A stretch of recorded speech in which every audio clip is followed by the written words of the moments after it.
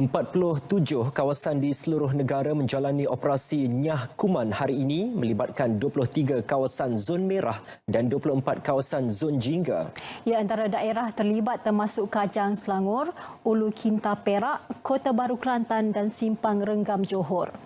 Baik, kita ikuti tinjauan wartawan Faris Izzat Syahrudin di salah satu lokasi operasi Nyah Kuman iaitu di Sungai Ramal, Kajang Selangor. Sungai Ramal merupakan antara lokasi berisiko penularan COVID-19 yang dikategorikan sebagai zon merah. Bertempat di Masjid Al-Falah, Kampung Masjid, Sungai Ramal Dalam, operasi Nyah Cemar dilakukan melibatkan 153 pegawai dan anggota daripada pelbagai agensi. Antaranya Jabatan Bomba dan Penyelamat Malaysia JBPM, Polis Diraja Malaysia PDRM, Kementerian Kesihatan KKM dan pihak berkuasa tempatan PBT. Baik, untuk operasi Nyah Cemar di Sungai Ramal ini, semua agensi terlibat tiba di lokasi untuk berkumpul iaitu bersebelahan dengan Shell Sungai Ramal pada pukul 8 pagi lagi dan mereka telah diberi taklimat berkenaan dengan operasi dan digerakkan untuk masuk ke lokasi-lokasi yang telah pun ditetapkan pada pukul 11 pagi. Dan ini antara sektor yang telah pun ditetapkan untuk operasi Nyah Cemar di Sungai Ramal ini iaitu melibatkan Sekolah Kebangsaan Sungai Ramal Dalam, Surau Al-Amin, Sekolah Rendah Agama Sungai Ramal Dalam dan juga Surau Al-Um, yang mana keempat-empat sektor ini meliputi kawasan seluas 500 meter radius dari Masjid Al-Falah. Keselamatan menjadi perkara paling utama. Justru, semua petugas yang terlibat dalam operasi Nyah Cemar diwajibkan memakai peralatan pelindungan diri PPE yang lengkap. Keselamatan petugas media yang membuat liputan turut tidak diambil mudah. Hanya beberapa jurugambar dibenarkan menyertai operasi berkenaan. Jadi sanitasi awam yang dibuat, kita melibatkan ada 3 kumpulan.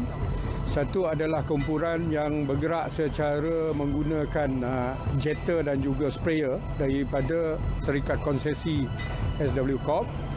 Dan pada masa yang sama ada satu kumpulan bergerak secara manual, membuat secara sweeping, menggunakan portable spray dan juga daripada knapsack tank digerakkan secara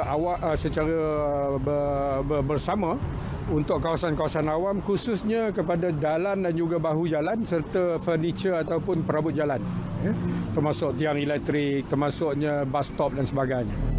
Pasukan Hazmat JBPM dan khidmat drone turut digunakan untuk operasi Nyah Kuman ini.